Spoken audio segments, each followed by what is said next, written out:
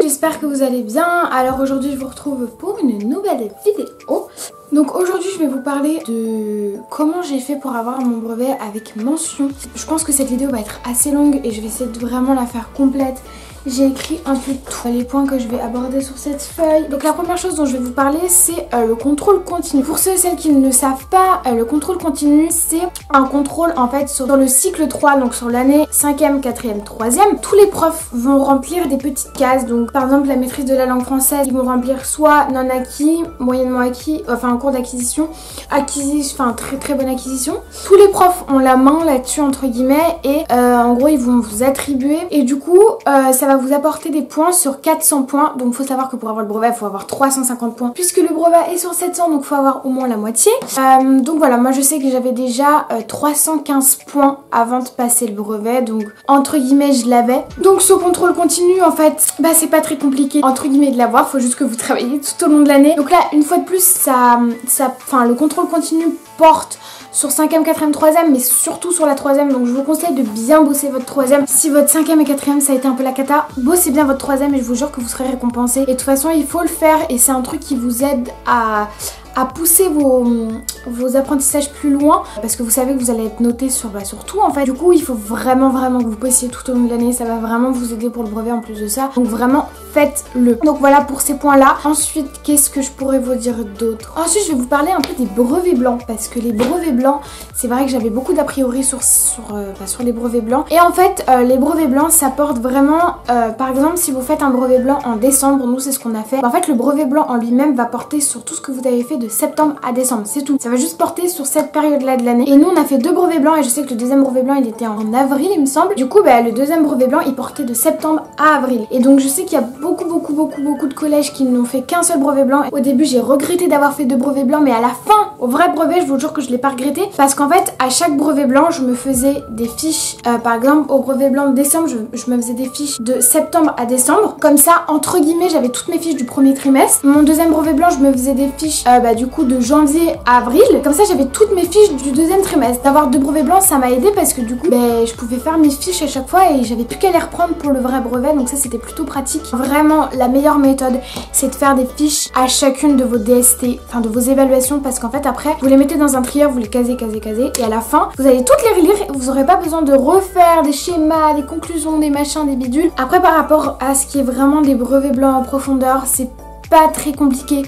Parce que en fait vos profs c'est eux qui font les brevets blancs, donc en fait ils vont juste vous interroger sur ce que vraiment vous avez vu en particulier pendant cette période là ou cette longue période là. Vous pouvez pas être piégé parce que vous l'avez forcément vu ce qu'il va y avoir dans le brevet blanc, tandis que ce qu'il va y avoir dans le brevet vous l'avez pas forcément vu si vous avez raté des chapitres. Pour le brevet blanc souvent les profs ils vont vous dire ce qu'ils attendent de vous, ce que vous devez réviser, etc. Donc franchement c'est comme si c'était un gros DST, donc c'est pas très compliqué. Après il faut savoir que le brevet blanc, nous dans notre collège, je vous dis pas que c'est dans tous les collèges, il comptait dans les moyennes. C'est-à-dire qu'en gros, brevet blanc, si j'avais admettons 12 sur 20 en histoire, ça va compter dans ma moyenne d'histoire comme coef 2. Donc ça, j'ai jamais compris le délire parce qu'un brevet blanc, c'est censé être blanc, donc c'est pas censé compter. Je comprendrai jamais. Enfin bref, et du coup, on avait un peu tous des mauvaises notes en brevet blanc, ce qui fait que ça nous baissait tous notre moyenne. C'était un truc de dingue. Tu sais que pour notre deuxième brevet blanc, il y a des profs qui ont mis les notes de brevet blanc dans les moyennes et d'autres pas. Voilà, après les profs, ils sont libres de faire ce qu'ils veulent là-dessus. C'est eux qui dirigent. Pour les brevets blancs, vous avez vraiment juste à réviser ce que vous devez réviser ce que vous avez fait pendant la période en fait. Après moi je sais que dès le début de l'année j'avais acheté cet atlas là, juste génialissime. Voilà, il est juste énorme par contre. En fait à chaque fois que je faisais un chapitre en histoire, en géo, en français, en SVT, en quelque chose comme ça, en fait je mettais des petits marqueurs. Bon là il m'en reste juste un seul, mais je mettais des petits marqueurs pour voir un peu tout ce que j'avais fait et en fait je me rends compte qu'à la fin de l'année on n'avait pas fait grand chose. Mais bon voilà, ça c'est juste génial quand vous avez du mal à faire vos fiches, que vous n'avez pas beaucoup de cours, etc. C'est juste génial. Moi je sais que je m'y suis vachement retrouvée avec tout ce qui est du logiciel Scratch. Vous allez voir ça en maths et que ça c'est vraiment chiant. Et en fait là il vous explique vraiment tout sur l'algorithme. Voilà, parce que vous allez beaucoup travailler sur l'algorithme en troisième. Attendez. Donc voilà, ça c'est l'algorithme. Voilà, vous allez vachement travailler là-dessus. Ça je sais que ça m'a beaucoup aidé parce que mon prof de maths, j'avais des problèmes avec lui, j'arrivais pas à comprendre ce qu'il me racontait, enfin il faisait pas ses cours en fait. Autre chose, si vous avez des problèmes avec un prof, si vous comprenez pas ce qu'il vous dit et que vous avez les sous pour vous prendre un prof particulier, faites-le dès le début de l'année. Si vous sentez que le prof de maths ou que la prof de géo, que la prof de SVT, elle est têtue, elle veut pas changer sa méthode de travail, vous comprenez pas, vous êtes largué, prenez un prof particulier dès le début de l'année, parce que je vous jure que ça va vous aider pour le brevet. Vous allez être beaucoup moins largué, vous allez avoir un support de quelqu'un et je vous jure que c'est beaucoup mieux, parce que moi mon prof de maths, j'ai eu des problèmes avec lui tout au long de l'année et au final je me suis pris un prof particulier un mois avant le brevet. Vraiment ça je vous le conseille, il est vraiment top top top top top. Il y a vraiment toutes les matières dedans, ils ont même rajouté de l'anglais. Je comprends pas trop les lire parce qu'il n'y a pas d'anglais, dommage, parce que je peux vous dire que mon brevet je l'aurais eu haut la main. Et il y a même des brevets blancs. Et donc en fait dedans il y a littéralement tout. Donc il y a plein de cours. Et après il y a des petits tests. Regardez, il y a des petits tests qui sont plutôt très bien expliqués. Voilà, il y a des rappels de cours, il y a vraiment tout dedans. C'est clairement ce qui a marqué tout en un. Donc voilà, ça je vous le conseille mais à 100%. Alors après par rapport à ce qui est du stage, donc le stage je vous en ai déjà parlé dans ma vidéo précédente vaguement. En fait le stage, donc vous allez devoir chercher un stage dans une entreprise. Par exemple vous voulez être pharmacien, donc vous allez devoir appeler tous vos pharmaciens du coin en fait pour leur demander si vous pouvez faire un stage chez eux. Donc si vous répondez oui, tant mieux, votre directeur il va vous passer des convocations que vous allez devoir signer à l'entreprise chez qui vous allez faire le stage et à vos parents et au directeur en fait. Donc ça passe par tout le monde. C'est des procédures que votre collège doit entreprendre pour votre sécurité et tout. Enfin bref, c'est tout un bazar. Mais voilà, votre directeur va vous donner 3 convocations que vous allez remplir. Une par vos parents, une par le directeur qui va remplir lui-même et une par l'entreprise chez qui vous allez faire le stage. Vous avez une semaine de stage. Vous devez trouver votre stage 2 semaines maximum avant le stage. Voilà, moi je sais que je l'ai fait à Londres. J'ai eu énormément de chance. Je l'ai fait chez ma soeur oui, qui habite à Londres. C'était juste génial. Je l'ai fait dans l'entreprise où elle travaille. C'était super et je sais qu'il faut vraiment que vous essayiez de faire un stage dans un milieu qui vous plaît parce que c'est important tout simplement que vous vous éclatiez, que vous voyez vraiment les envers du décor du métier. Je pense que c'est important et c'est aussi pour ça qu'ils nous demandent de faire un stage en 3e. Et ça vraiment ça a été le truc le plus intéressant de toute ma 3e en fait, le plus enrichissant, et vous rentrez vraiment dans le monde du travail pendant une semaine. Vous devez vous réveiller à telle heure pour aller au travail en fait. C'est vraiment comme si vous étiez dans la vie courante et je trouve ça vachement bien en fait. C'est j'aime bien. Franchement la fonction du stage, je trouve ça vachement bien. Que 2 ou 3 semaines plus tard vous devez rendre votre rapport de stage. Mon rapport de stage il est juste là, et donc dedans il y a tout ce que j'ai fait pour mon rapport de stage. Donc voilà, de toute façon je pense vous faire une vidéo sur le sur le stage en lui-même de 3e. Après je sais que rapport de stage ils vont vous donner plein de petits pistons par-ci par-là, ce que vous devez mettre etc, donc c'est pas très compliqué, mais le rapport de stage compte 5 points sur 20 à l'écrit, le rapport de stage. Donc voilà, ensuite vous passez un mois plus tard à l'oral et là en fait c'est pas très compliqué, vous devez expliquer ce que vous avez fait durant le stage tout simplement, et ça c'est sur 15 pour l'oral, et donc cette note fait sur 20 qui compte dans votre bulletin. C'est un oral blanc pour le brevet, ça vous prépare vachement. Moi je sais que j'ai eu entre guillemets énormément de chance parce que d'ailleurs c'est un hasard. Pour mon oral de stage j'ai eu ma prof de sport comme jury, et à mon oral de brevet j'ai eu ma prof de sport et un prof de physique, donc j'étais vachement à l'aise avec ma prof de sport parce que je l'avais déjà eu. Alors après pour rentrer vraiment dans ce qui est du brevet en lui-même, il y a un truc que je peux vous conseiller de ne pas faire. Ne faites pas d'impasse. Ne faites pas d'impasse, s'il vous plaît, vraiment. Moi j'ai décidé de faire des impasses sur beaucoup de choses et j'ai eu de la chance, c'est-à-dire que j'ai fait des impasses sur le français. Je n'ai pas ouvert mon cahier de français pour le brevet, je ne l'ai pas ouvert. Pourtant j'ai eu 27,5 sur 30 parce que je suis très bonne en français, donc je savais que cette impasse elle allait pas trop me pénaliser, mais je l'ai faite quand même. J'ai fait des impasses sur beaucoup de chapitres en histoire, sur beaucoup de chapitres en géo.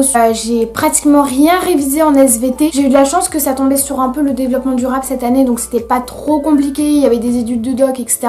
Faut savoir qu'en SVT et en français c'est surtout des études de doc en fait, de la compréhension de texte. SVT je savais que je m'étais beaucoup entraînée avec des brevets de 2016 en fait, ou les brevets de Pondichéry, de l'Amérique du Nord, tous ceux qui l'avaient passé en 2017. Il y avait que des études de doc, il n'y avait pas de connaissances à avoir, donc je me suis dit bon allez hop, je révise pas l'SVT, je révise pas le français. C'est risqué quand même, je l'ai fait, j'ai eu de la chance. Maintenant je vous le conseille pas, je vous conseille pas de le faire parce que vous allez très vite être pénalisé en fait.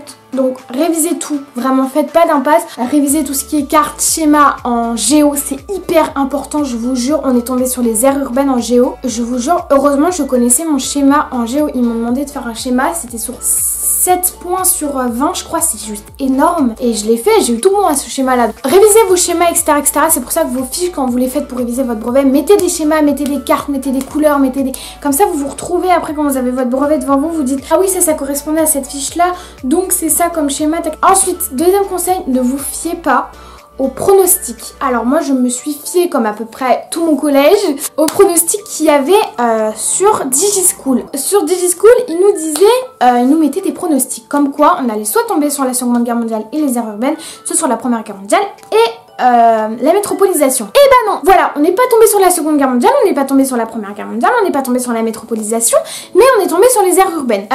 Donc j'avouerai avoir eu beaucoup de chance parce que les aires urbaines c'est ce que je maîtrisais le mieux, donc là j'ai eu beaucoup de chance.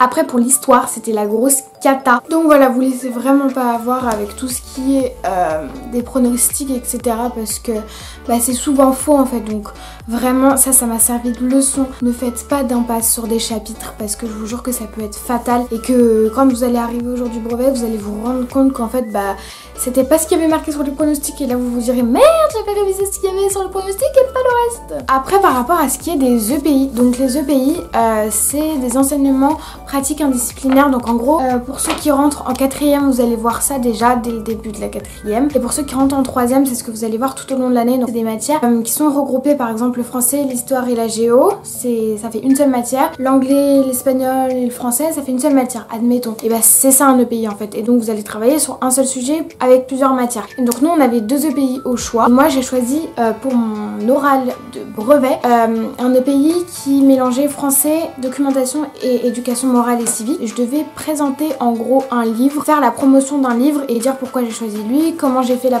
promotion d'un livre, etc. Et donc voilà, c'était un projet qui m'a pris, je sais pas, 8 heures. 8 heures, oui c'est énorme, mais je suis quand même ressortie avec la note de 95 sur 100, donc je peux vous dire que je suis plutôt très contente, énormément bossé sur ce projet. Après je sais que je suis quelqu'un qui est assez à l'aise à l'oral et je peux vous dire que les vidéos ça m'a archi aidé et voilà, je sais qu'au début mon oral j'étais pas du tout à l'aise, mais vraiment pas du tout, et en fait au fur et à mesure de parler bah j'étais à l'aise. Et faut savoir que mon oral je l'ai pas vraiment bossé, j'ai surtout bossé mon projet. L'oral ça allait tout seul. Voilà par rapport à ça. Par rapport à l'oral de brevet, les conseils que je pourrais vous donner en fait c'est vraiment de le préparer à l'avance. Vous y prenez pas au dernier moment parce que je vous jure que ça prend du temps. C'est quand même un projet qui va vous rapporter maximum 100 points, c'est juste énorme. 50 points sur la maîtrise de la langue française et 50 points sur la maîtrise du sujet. Donc vraiment vous pouvez vous ressortir avec une bête de notes si vous travaillez. Donc vraiment travaillez, je vous jure que ça vaut le coup, croyez-moi. Après je sais que l'oral ça peut se faire à seul ou à plusieurs. Donc nous je sais que cette année on devait obligatoirement le faire seul parce que c'était la première année, c'était trop compliqué, enfin bref. Mais vous pouvez le faire en groupe et vous serez noté individuellement tout simplement. Après en groupe je trouve ça un peu plus compliqué. Bon il y a des avantages et des inconvénients. Et pour l'oral donc vous avez soit à choisir un EPI, soit le parcours à venir. Donc moi je sais que le parcours à venir je voulais choisir, mais il y avait trop de classes de 3e qui le choisissaient, donc du coup le directeur a annulé pour nous. Enfin bon je vous dis on est tombé sur la mauvaise classe, mais du coup on n'a pas pu faire parcours à venir et j'avais commencé à bosser pour faire parcours à venir. Bah, en fait c'était pas possible. Donc parcours à venir c'est comme un rapport de stage très complet sur ce que vous voulez faire. Quand vous êtes vraiment fixé sur ce que vous voulez faire, que vous avez un projet en particulier, prenez parcours à venir, vous allez être beaucoup plus à l'aise. Si vous voulez devenir médecin, bah le parcours à venir vous aurez beaucoup plus de choses à dire qu'un EPI. Par rapport aux matières qu'il y a au brevet, donc le nouveau brevet il y a la SVT, la physique chimie et la techno qui rentrent en compte. Donc déjà les premières épreuves c'est maths, SVT, physique chimie, techno. Maths, SVT, physique chimie, techno, moi ces matières là c'est les matières par lesquelles j'ai commencé parce que c'est les matières où j'ai le plus de mal. Les maths pour tout vous dire j'ai eu 14 sur 50. 14 sur 50 c'est vraiment du caca. J'ai toujours eu beaucoup de mal en maths. Après je sais que mon prof n'a pas non plus aidé, donc bon. Après l'SVT comme je vous l'ai dit dans ma précédente vidéo, j'ai pas du tout révisé l'SVT, j'ai eu 23 sur 25, donc j'ai une très bonne note. En fait c'était que des études de doc. Si vous arrivez à comprendre les documents et répondre aux questions c'est pas compliqué du tout. La physique chimie j'ai complètement foiré. Pourtant c'est fou parce qu'à mon premier brevet blanc j'ai eu 15 sur 20 en physique chimie et là je crois que je dois avoir 6 sur 20. J'avais pratiquement rendu copie blanche au brevet. Voilà, parce que je comprenais absolument rien et j'avais pas envie de perdre mon temps. Enfin bref, vous avez 2 heures de maths, SVT physique chimie ou SVT techno ou physique chimie techno. Je sais pas si vous m'avez suivi, mais en gros SVT physique chimie et techno, c'est un tirage au sort. Donc l'éducation nationale il tire 2 matières entre physique chimie, techno et SVT. Donc nous cette année on est tombé sur physique chimie et SVT, on n'a pas eu techno, donc méfiez-vous l'année prochaine. Donc ce que je peux vous dire par rapport à ça, vraiment les brevets blancs c'est souvent plus facile que les brevets normaux. La preuve pour la physique chimie, j'ai eu une très bonne note en brevet blanc et une très mauvaise en brevet normal, donc faut vraiment que vous fassiez gaffe. C'est pour ça qu'il faut pas que vous fassiez d'impasse, ne faites pas d'impasse. Si votre prof a loupé, admettons, la guerre froide, s'il a sauté ce chapitre, reprenez ce chapitre chez vous, je vous jure, parce que sinon vous allez en payer les conséquences et ce serait vraiment dommage que vous ratiez votre brevet. Vous avez fait l'impasse sur un chapitre en histoire ou en SVT. Donc voilà, donc après les matières scientifiques, je sais que je m'y étais pris quand même 2 mois à la... Non, 1 mois à l'avance. En gros, j'avais fait 1 mois à l'avance avant ma semaine de révision. Donc j'avais fait... en fait, j'avais séparé le mois de mai en 2 parties. J'avais fait les 2 premières semaines de mai. J'avais révisé tout ce qui est matière scientifique, voire les 3 premières semaines de mai d'ailleurs. La dernière semaine de mai et la première semaine de juin, je révisais les matières, tout ce qui est français, éducation morale et civique, histoire et géo.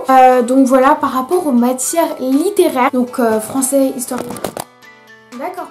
Donc français, histoire, géo et éducation morale ici. Il faut savoir que déjà le français j'ai pas du tout révisé, j'ai 27,5 sur 30. Bon ça c'est parce que j'ai énormément de facilité en français et que je me suis permis de ne pas ouvrir mon cahier pour le brevet. C'était très risqué, croyez-moi, ne faites pas ça, parce que je vous jure que j'aurais pu avoir plus si j'avais ouvert mon cahier, certes, mais j'avais malheureusement d'autres priorités qui étaient les matières scientifiques à réviser, donc voilà.